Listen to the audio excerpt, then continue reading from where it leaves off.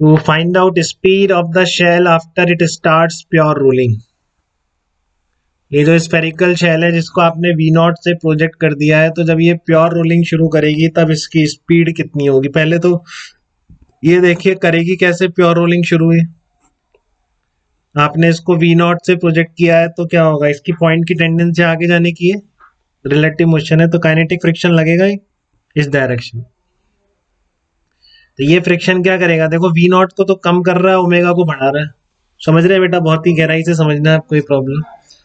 या आपने we not से प्रोजेक्ट कर दिया तो अभी मैं टाइम नहीं निकाल पा रहा हूँ। टाइम नहीं निकाल रहे हो तो कंजर्वेशन ऑफ एंगुलर मोमेंटम बिल्कुल इजी तरीका है, क्योंकि मैंने आपको बता रखा है। बट टाइम निकालने पर मैंने बोला है टाइम और एक्सेलरेशन आ जाए तो डायनामिक्स लगानी पड़ेगी।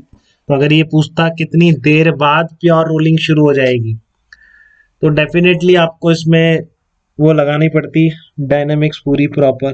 वो भी बताऊंगा, टाइम भी निकलवाऊंगा। बट मान लो इसने टाइम नहीं पूछा तो हम इतना बड़ा करेंगे ही नहीं ना, हम डायनेमिक्स में घुसेंगे ही नहीं। अगर टाइम सिर्फ पूछा है find out speed of the shell after it starts pure rolling, अगर ये पूछता कितनी देर बाद निकालनी है तो बात अलग है। बट अभी सिर्फ इतना पूछा है speed of the shell after it starts pure rolling, तो मैं कह रहा हूँ यहाँ पर फ्रिक्शन लगेगा, इस वी नॉट को कम करेगा कि नहीं, और एक ओमेगा जनरेट करेगा कि नहीं, ये सबको आना चाहिए बेटा समझ में।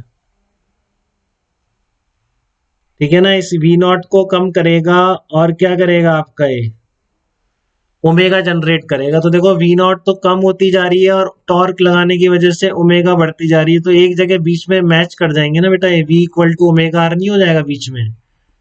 बताओ मेरे को एक बार जल्दी से, ये जब इसका वी को तो कम करते जा रहे हो आप, ओमेगा को बढ़ाते जा रहे हो, तो एक जगह दोनों मैच करेंगे ना, इस तरह से किसी ना किसी वैल्यू पे 100% करेंगे, क्योंकि ओमेगा 0 से स्टार्ट हुई है, वी ने कम होना शुरू कर दिया, तो बिड़ते बिड़ते कभी v equal to omega r हो जाए।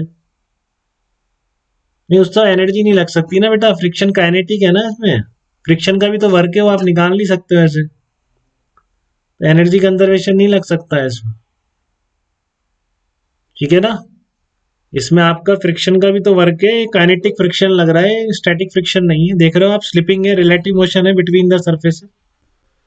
ठीक है, तो इसमें सीओ ही नहीं लगा पाएंगे, तो फ्रिक्शन का वर्क हम नहीं निकाल सकते। एक बार दूसरे मेथड के थ्रू हम फाइनली फ्रिक्शन का वर्क निकाल सकते हैं, जब हमको स्पीड पता पड़ जाएगी उस स्टेज पर, फिर तो फ्रिक्शन का work done equals to change in kinetic energy से आ जाएगा। बट हमें स्पीड निकालने के लिए हम एनर्जी इक्वेशन यूज नहीं कर पाएंगे इसमें। ठीक है, और ध्यान रखेंगे फ्रिक्शन कैसा है, काइनेटिक फ्रिक्शन है, कब तक, जब तक कि ये नहीं हो जाता, और ये जब हो जाएगा तब फ्रिक्शन की जरूरत ही नहीं है, फिर कुछ रफ सरफेस होती रहे जिंदगी भर, भी इक्वल टू ओमेगा आर से चलता रहेगा। आ रही है क्या बात समझ में? जब प्योर रोलिंग स्टार्ट हो जाएगी, जैसे ही V equal to omega R हुआ, फ्रिक्शन खत्म, फोर्स खत्म, हमेशा V equal to omega R maintain रहेगा थ्योरेटिकली, क्योंकि हम कोई प्रैक्टिकली तो रुक ही जाएगी बेटा, डिफॉर्मेशन और जिन्हें क्या क्या होता है सरफेस में। बट हमारी जो जितनी थ्योरी हम पढ़ते हैं फिजिक्स में, जिस लेवल की फिजिक्स पढ़ते हैं, उसमें ये जिंदगी भर चलता रहे v equal to omega r के साथ। ठीक है, वी नॉट से प्रोजेक्ट किया था, फ्रिक्शन पीछे की तरफ लगा इस बॉटम पे, इसको घुमा दिया उसने, घूम भी रहा है, चल भी रहा है, ओमेगा बढ़ती जा रही है क्योंकि टॉर्क है, वी नॉट घटता जा रहा है क्योंकि रिटार्डेशन है। एक टाइम पर आकर v equal to omega r होगा और वो प्योर रोलिंग का स्टार्टिंग पॉइंट होगा, उसके बाद वैसे चलता रहेगा। तो हो क्या रहा है प्रॉब्लम में, वो मैंने आपको बता दिया है। ठीक है, अब निकालें कैसे, उसके लिए फिर मैं ये लगाऊंगा ना, ये क्यों बताया मैंने आपको, कैसे लगाऊंगा मैं। ठीक है, यहाँ पर आपने भेजा था इसको, वी नॉट से प्रोजेक्ट किया था आपने, और वी नॉट से प्रोजेक्ट करने के बाद ये क्या थी आपकी, प्योर रोलिंग थी, नहीं मतलब वो ओमेगा था ही नहीं तो स्लिपिंग थी, तो इसलिए फ्रिक्शन लग गया था। और कुछ देर बाद जब ये दूर जाके प्योर रोलिंग यहाँ से स्टार्ट हुई, तो क्या हो गया, v equal to omega into r. अगर यहाँ v और ओमेगा मान लेते हो व्हेन प्योर रोलिंग स्टार्ट, तो आपको पता है v इक्वल टू ओमेगा। अब एक बात देखो बेटा, यहाँ पर या यहाँ पर कहीं भी पॉइंट मान लो, चलो मैं यही मान लेता हूँ, तो इस पॉइंट के अबाउट इस शेल पर कोई एक्सटर्नल टॉर्क लग रहा है क्या, इस पी पॉइंट के अबाउट, जहां से इसने चलना शुरू किया है, यहाँ पे कोई भी पॉइंट ले लो इस जगह, इसके अबाउट कोई एक्सटर्नल टॉर्क लग रहा है क्या इसमें, बताओ मुझे, बताइए, कोई एक्सटर्नल टॉर्क लग रहा है क्या इसमें? नहीं लग रहा ना,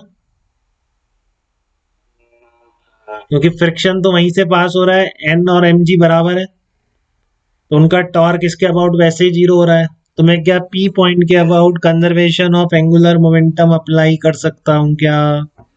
बताइए क्या बोल रहा हूं मैं, एक्सटर्नल टॉर्क अबाउट पी। हाँ अक्षत वेरी गुड बेटा। यहाँ पर torque about P equal to क्या है, जीरो है। ठीक है ना, torque about P equal to zero है, इसलिए मैं क्या बोलूंगा, C O M conservation of angular momentum about point P में अप्लाई कर दूंगा। मुझे कोई नहीं रोक सकता क्योंकि टॉर्क नहीं है उसके अबाउट इस रिजिड बॉडी पे, तो उस पॉइंट के अबाउट इसका एंगुलर मोमेंटम चेंज नहीं होगा। तो इसके अबाउट क्या आएगा आपका, रेडियस आर मान लो, इसका मास एम मान लो, इनिशियल एंगुलर मोमेंटम कितना है, r vector cross m we naught. ठीक है, आप क्या करोगे, L initial equals to L final कर दो, L initial equals to L final, initial angular momentum equals to final angular momentum. तो एन इनिशियल कितना लिख पा रहे हो आप बताओ, इस पॉइंट के अबाउट लिखना है, ऐसे पॉइंट के अबाउट जो सेंटर ऑफ, क्योंकि यहाँ ओमेगा नहीं है, और ऐसे पॉइंट के अबाउट लिखना है जो सेंटर ऑफ मास नहीं है। तो बड़ा वाला फार्मूला लगाएंगे बेटा, थोड़ा सा पढ़िए आपको अच्छा लगेगा, अगर नहीं पढ़ के आ रहे हैं आप ऐसे ही आ रहे हैं तो आपको बुरा लग रहा होगा काफी।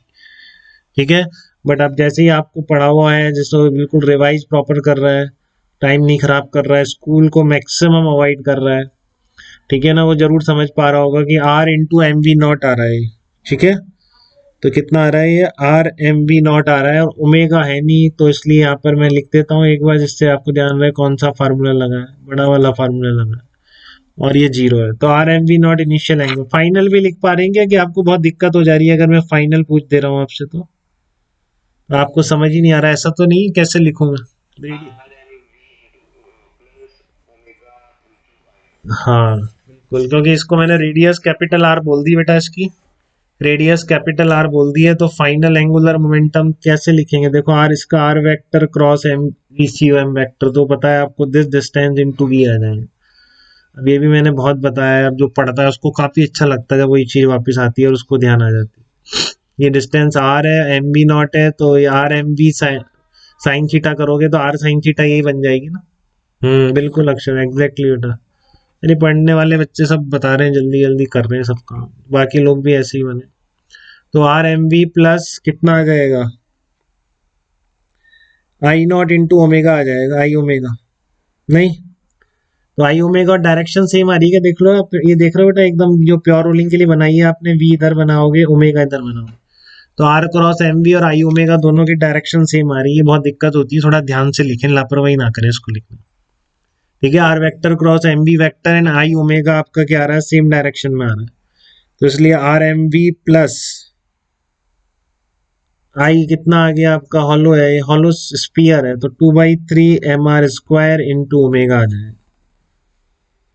तो यहाँ से आप लिख दो, अब आपको पता है प्योर रोलिंग है तो v इक्वल टू ओमेगा आ रहा है, इस ओमेगा की जगह रिप्लेस कर दो, और L initial equals to L final जैसे ही आप करोगे, ठीक है ना, अब आप L initial equals to L final, हाँ बिल्कुल निकाल लिया, देखो आयुष ने, वेरी गुड, कार्तिक ने भी निकाल लिया। तो L initial equals to L final आप करोगे तो आपके पास v कितना आ जाएगा, v आ जाएगा 3v0/5 आ जाएगा, ये आ गया v 3v0/5 आ गया। ठीक है ना, तो यही मैं आपसे पूछना चाह रहा था कि कितने, जब ये प्योर रोलिंग स्टार्ट करेगा, करेगा तो सही, क्योंकि ये बढ़ेगा ये घटेगा तो कहीं तो मैच करेगा। ठीक है ना, तो जैसे ही मैच करेगा तो फिर क्या होगा आपका, वहां पे प्योर रोलिंग स्टार्ट हो जाएगी और बस वैसे ही चलता रहेगा, फ्रिक्शन विक्शन खत्म हो जाएगा उसके बाद। ठीक है, अब टाइम अगर पूछ ले इसमें, टाइम कैसे निकालोगे, कितनी देर बाद प्योर रोलिंग शुरू हुई है, तो वो देखते हैं अपन अभी।